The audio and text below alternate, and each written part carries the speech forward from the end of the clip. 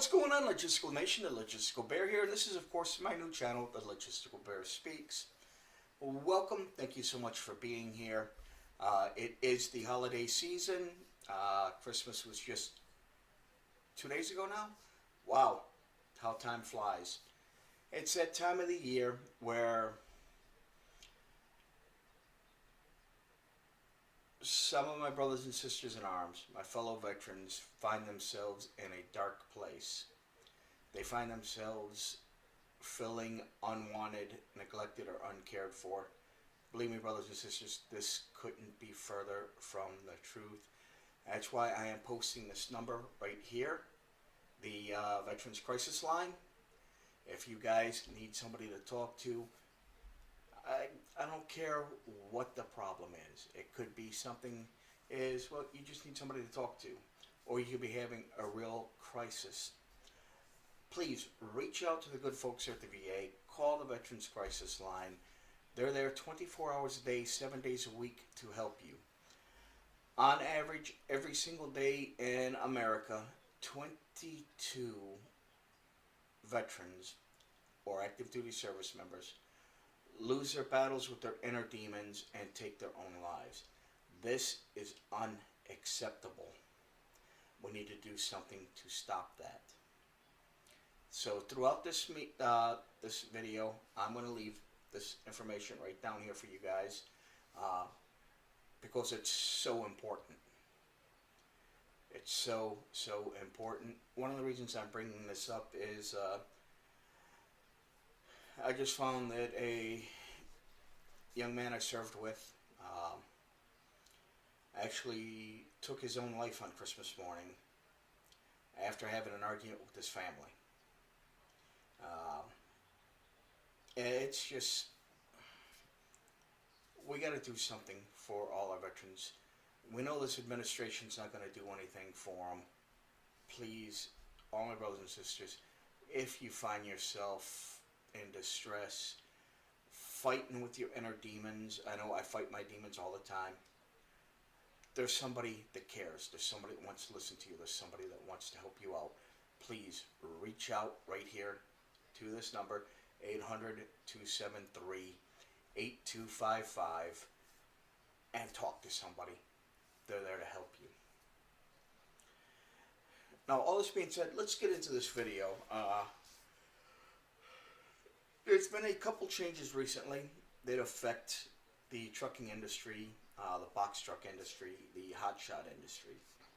They keep saying that there's a shortage of drivers in this country, yet they're doing everything they can to force more and more drivers out or to make it more and more difficult to obtain your CDL. I want to touch on some of these changes that are coming up, especially the upcoming changes in February, the changes that just went into effect last month in November, and how this is going to affect many trucking agencies, or many trucking companies, I should say. I'm also going to talk a little bit about illegal freight brokers, so-called independent dispatchers, and I'm going to get into why they are illegal. All this and more right after this brief introduction.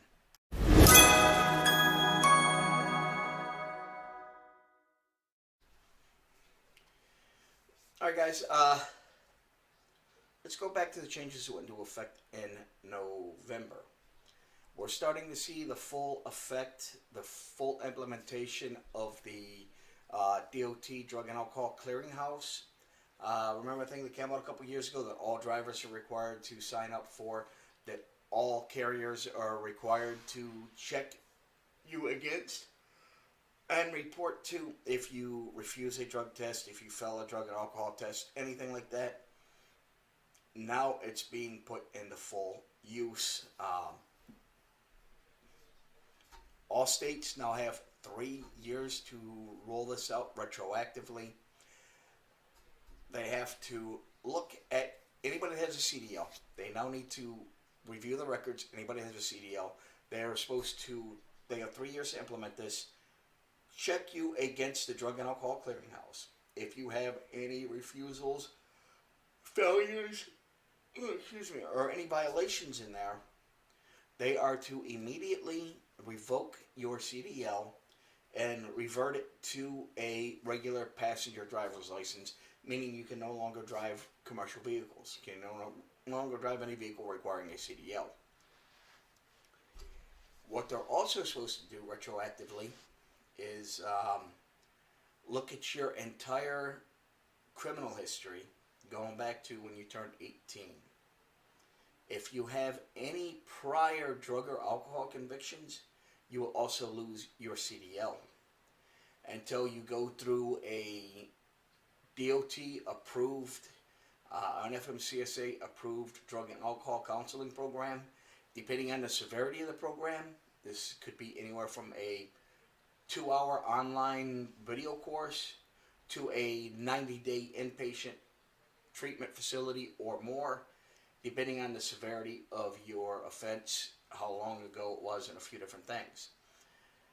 Once you go through that course, then you have to be cleared by a doctor to get your CDL back again, to go get a new CDL.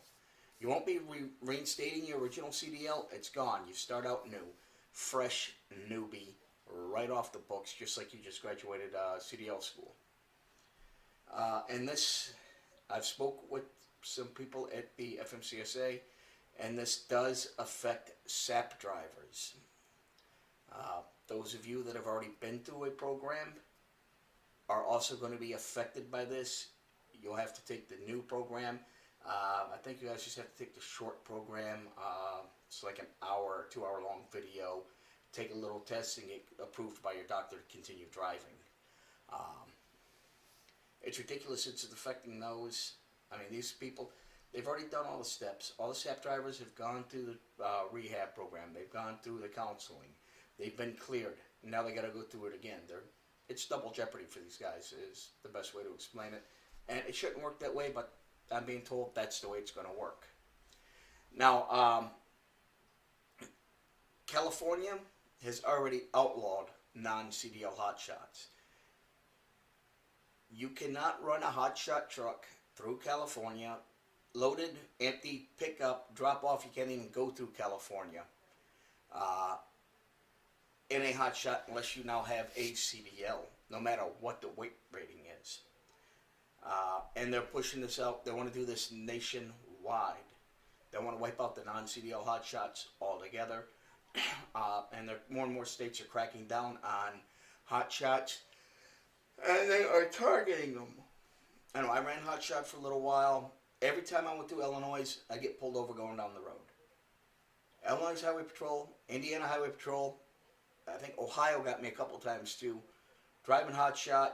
But as soon as they seen I had a CDL, their whole attitude changed. They come up to someone else with this big chip on their shoulder. Here's my license. Here's my permit book. Here's my papers. This is where I'm coming from. This is where I'm going. Here's my logs if you'd like to see them. Oh, wow, you have a CDL. Okay, you're all set. Sorry to bother you. And that was pretty much the end of the conversation. But yeah, they're cracking down and targeting hotshots. They want hotshots off the road altogether. Another thing they're targeting now are box trucks. If you're running a 22-foot or longer box truck, even if you're rated 26,000 pounds or less, starting in February, you will be required to have a CDL. There's going to be no more non-CDL hotshots. There's going to be no more non-CDL box trucks. The non-CDL box trucks go into full effect starting in February 2020, 2 months away. Something else is going to start in February. As it is now, you can get your CDL on your own. You download the CDL handbook, the air brakes portion of it. You study the air brakes, study the general knowledge. Go to your local DMV or Secretary of State's office. Take the written test, pass it, get your tip or your temporary instruction permit, and then have your uncle, your neighbor, your friend, whoever you know that drives tractor trailer teach you how to drive truck. Then after a certain amount of time with them, you go take your road test, you pass it, you get your CDL. Well, that's going to come to an end in February. Starting February, you will need to take an Fmcsa approved 4-week-long tractor trailer training course. That'll be given by a university. Some of these little small, I notice a lot more CDL schools are popping up all of a sudden because this new mandate going into effect. But in February, they're all going to shut down because they're not FMCSA approved. They're going to want you to go through your local university or colleges.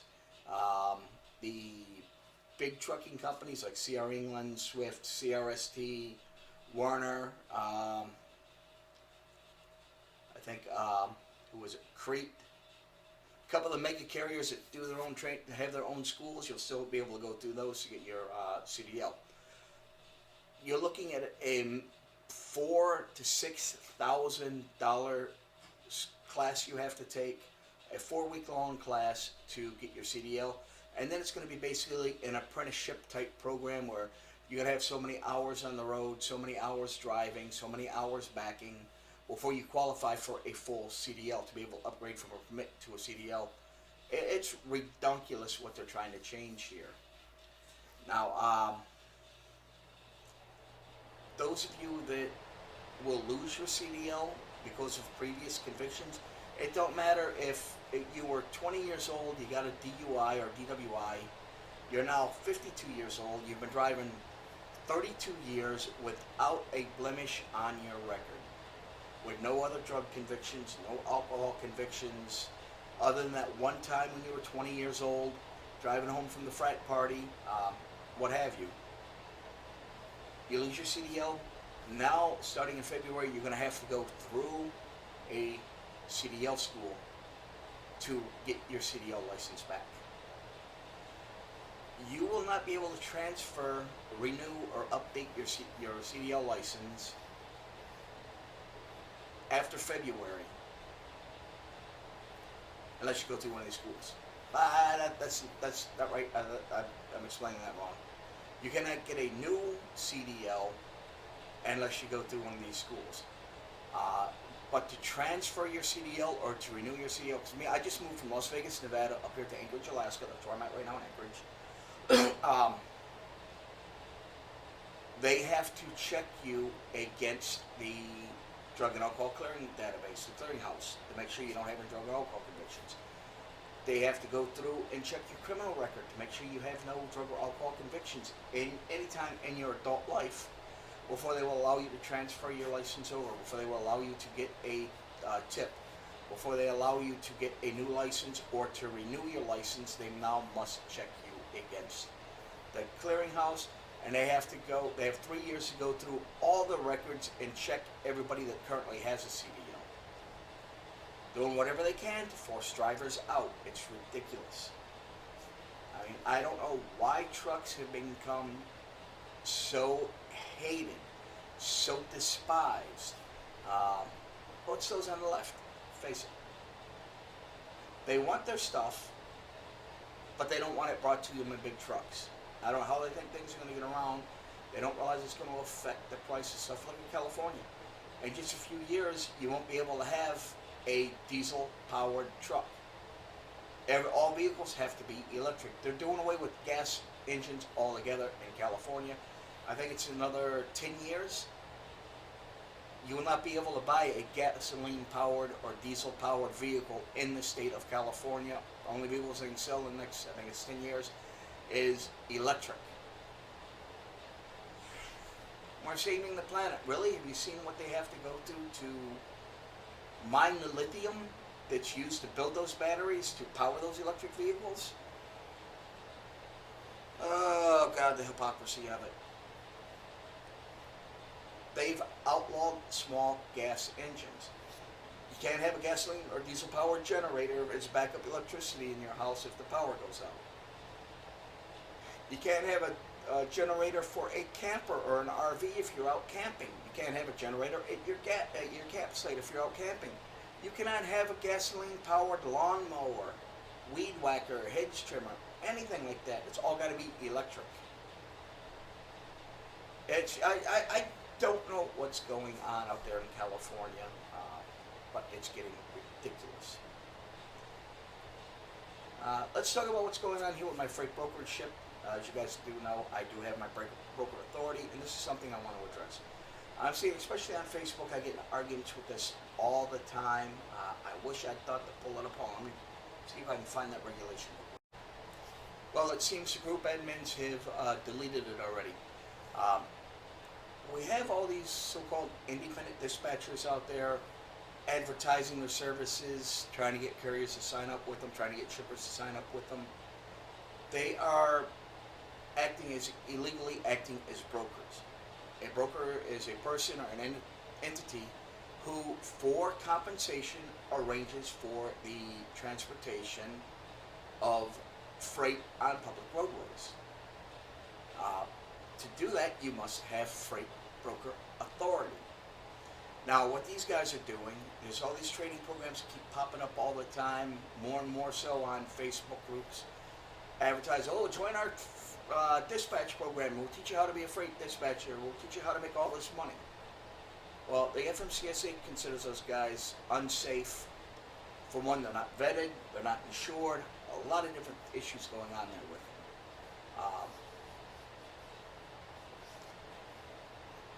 I get in arguments with people about this all the time. I've actually posted the CFRs up there, the federal law that regulates it, that says, no, you cannot do this as an independent dispatcher. These guys are abusing the bona fide agent of a carrier clause, which basically says a carrier can use a dispatcher can find loads for a specific carrier and a specific carrier only. They can only work for one carrier. One. Not multiple carriers, like they are doing. To work for multiple carriers, you are not considered a bona fide agent of a carrier. You are a freight broker, which makes your business illegal. They are tightening down on it. They are cracking down on it under the IIJA, the Interstate Infrastructure and Jobs Act that was just pushed through, that multi-trillion-dollar boondoggle that our great grandkids are still going to be paying for. They address part of that in there. They're strengthening the definition of it. They're putting out harsher penalties for it, and they are creating a new complaint system just to deal with complaints against independent dispatchers. Me as a broker, I had to go through a background check. I had to go through an application process and get approved by the Fmcsa. I had to get my authority. I had to get broker's insurance. I had to do a lot of stuff that these independent dispatchers don't do. They're not insured. They're not protected. They're not protecting themselves. They're not protecting the shippers. They're not protecting the customers or the carriers. Now, those fines start at $10,000 per occurrence. And that's not only $10,000 fine for the so-called independent dispatcher.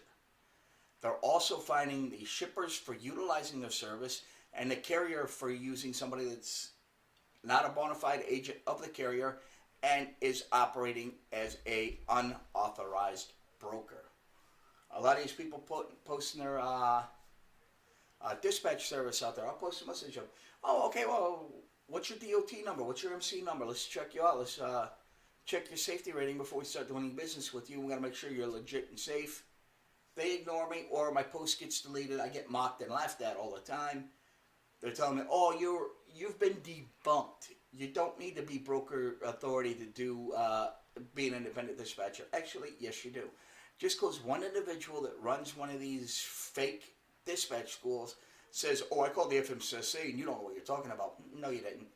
Because they would have told you straight out if you asked them the question the right way. I don't know what he asked them, but independent dispatchers are working as bona fide agents of a carrier, and only work for one carrier only. And it's not, well, on Monday I'm going to work for carrier ABC. On Tuesday I'm going to work for carrier EOS. On Wednesday I'm going to work for carrier DEE, and so on and so on. It don't work that way. You can only be employed by one carrier, period. By contract.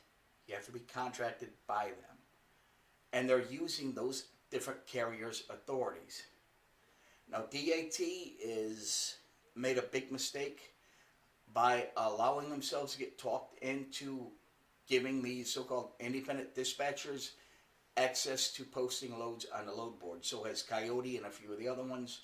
They're starting to realize they did wrong, and they're shutting them down slowly but surely. if you're a carrier or a shipper and somebody contacts you looking to broker loads or to book loads for you or through you,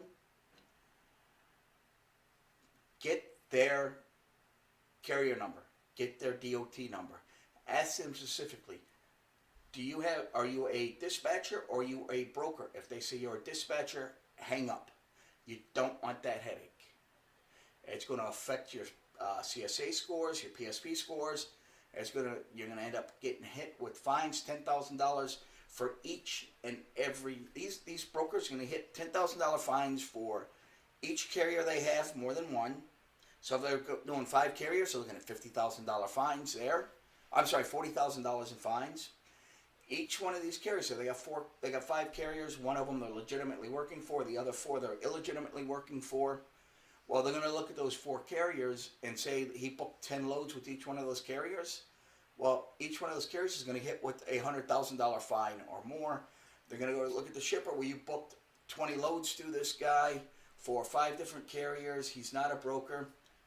So here you go. Here's $200,000 in fines for you. They're not safe. They're not vetted. They're not insured. You're not protected. Because of the issues that have been going on and loads being lost and damaged, that's why a lot of shippers are now telling the carriers, or not the carriers, the brokers, that we have to carry contingent cargo insurance. These guys are only making it harder and harder for us to do our jobs, harder for brokers to work, harder for brokers to book loads. Now, as far as my personal brokership goes, I'm getting ready to sign 3 military contracts. So early next year, sometime probably January, late January or February, I will be developing a specialty fleet. I'm going to want drivers, dry vans, tankers, reefers, flatbeds rather. That my requirement is you must be prior military. You must be honorably discharged. You must be able to access military installations, because these will be military contracts. You will be hauling military equipment, munitions, other supplies, refits, restocks. You'll be hauling a lot of different military stuff, and I want to make sure that I'm giving these loads to my brothers and sisters that could really use the work. America first, as Trump says. I'm starting to sound a little political here. I'm trying to keep politics out of my channels. I have multiple YouTube channels, and I try and keep politics out of them, but I mean, sometimes it just bleeds in.